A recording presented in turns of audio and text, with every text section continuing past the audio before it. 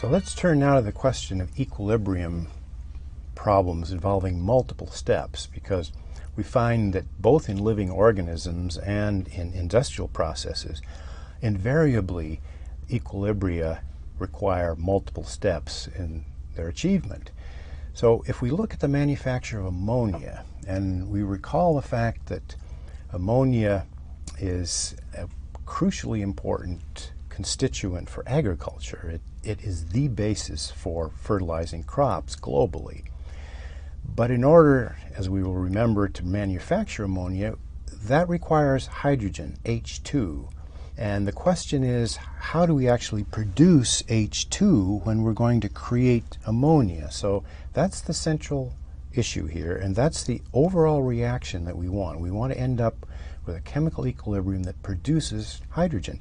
Well, the way that's done, we react carbon monoxide with water at high temperature. We're going to execute this reaction at 1,000 Kelvin. And the product of that is carbon dioxide, CO2, and H2, both in the gas phase. There's a coupled reaction of carbon monoxide reacting with H2 to form water and methane. So the question is, how do we analyze this multiple step equilibrium problem? So we're going to analyze this in the following way. The first thing we have to do is that we don't know what the equilibrium constant is for the overall reaction. So we have to solve for that. And then we have to build that overall reaction from its component reactions. So we have the fact that carbon monoxide reacting with water forms CO2 and hydrogen. We have already looked at that, but we're looking for a combination of reactions that produces as much hydrogen as we can. So if we reverse the reaction, that means that we're reacting high temperature water in its gas phase with methane, which is the driving input. So virtually all production of ammonia starts with natural gas, CH4. That's the primary reagent. And when methane reacts with water at high temperature, it produces carbon monoxide and 3 H2 molecules. And so if we're going to add that up, we have to first check to see if there are any cancellations.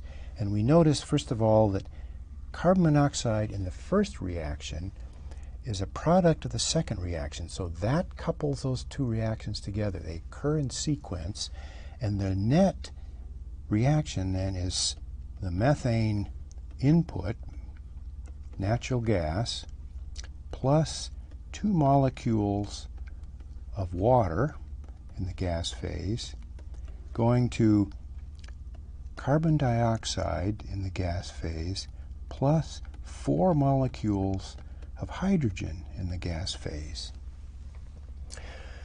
Well, we're going to set up the equilibrium, and then we are going to operate with a mole of each in what will be a 10-liter vessel. So if we look at the initial amounts, we're going to use what's called a Rice table. And this is a reference to a series of reactions written down that involves the reaction first, the initial conditions, the change that results, and then the equilibrium amounts that come following reachievement of equilibrium. Okay, so we know that we're starting out with 1 mole of methane.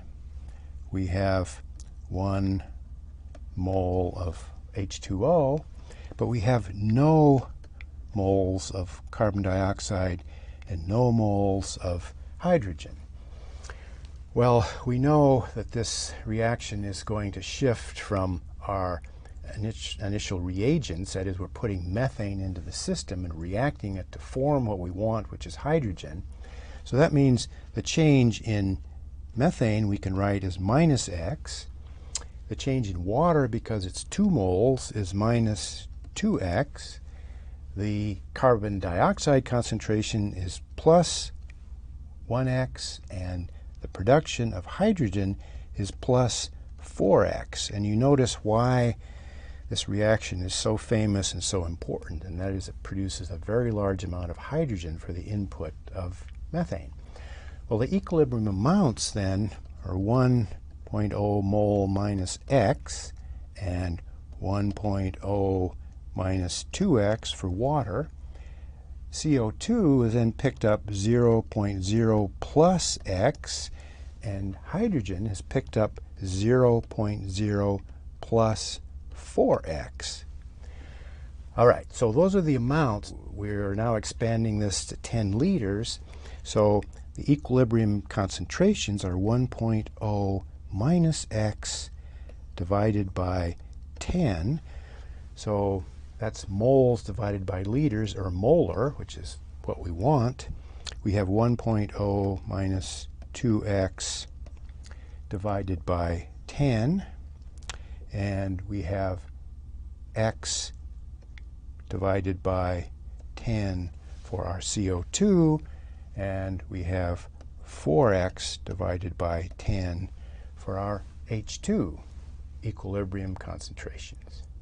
But we also know that we have the equilibrium constant for reaction 1, and that's equal to the carbon dioxide concentration times the hydrogen concentration raised to its stoichiometric coefficient divided by the methane concentration and multiplied that times the concentration of water and raised to its stoichiometric coefficient. And we can calculate that. That's 7.4 times 10 to the minus 3. All right, so now let's put in our equilibrium concentrations, which we don't know yet because we have to calculate for X, but we can put it into the functional form of the equilibrium constant.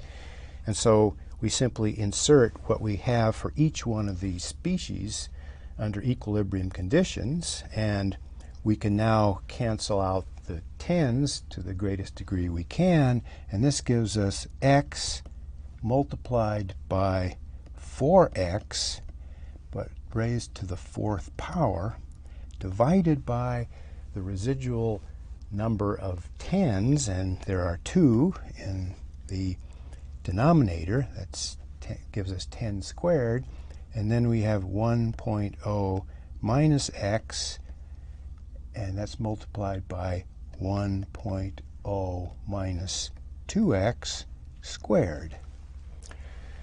And we know that that's equal to 7.4 times 10 to the minus 3. Good. Now, let's see what happens when we multiply this out.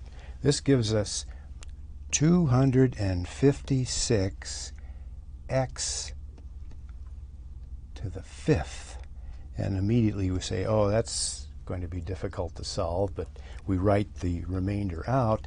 That gives us 7.4 times 10 to the minus 1 times 1 minus X times 1 minus 2X, the quantity squared. Well, on the face of it, this is a fairly daunting equation to solve. And there are a couple of ways of doing it. One of them is to use a mathematical package from MathWorks or some other mathematical solving software system. But there's another way to do this, which is extremely valuable in a practical sense, and that is that we can do a back-of-the-envelope solution by something called successive approximation. So successive approximation means we're going to guess at what that final value of X is.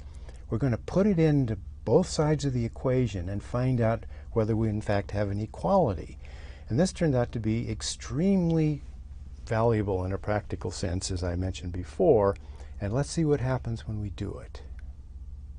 All right, so now we take the method of successive approximation head on, and we have 256 X to the 5th equaling 7.4 10 to the minus 1 times the quantity 1 minus X times 1 minus 2X squared. And just to begin, let's try the value x equals 0.3. And so the idea here is we're going to calculate the left-hand side of this expression, and we're going to calculate the right-hand side, and we're going to see whether, in fact, we have an equality. And if we do, we've finished. We've actually guessed exactly right what x will be. Now, the number of times that you can do this is very limited, so what you actually want to look at is what is the difference in the value of the left-hand side of the expression and the right-hand side of the expression, and use that to guide your second guess. So let's do that calculation. That gives us 256, and we're going to take 0.3 raised to the 5th power. That's 2.4 10 to the minus 3. Then we have our good old 7.4 10 to the minus 1, which is an equilibrium constant. And then when we calculate out the value of the product of these concentrations, this gives us 0.112. When I multiply that out, I get 0.08 on the right-hand side, but I have 0.614 on the left-hand side. Now, the power of x to the 5th is what's driving the left-hand side above the value of the right-hand side. So that tells me immediately that I need to modify my guess by decreasing x. So now let's put in x is equal to 0.25, and in that case I have for the left-hand side 0.25, and for the right-hand side I have 0.139.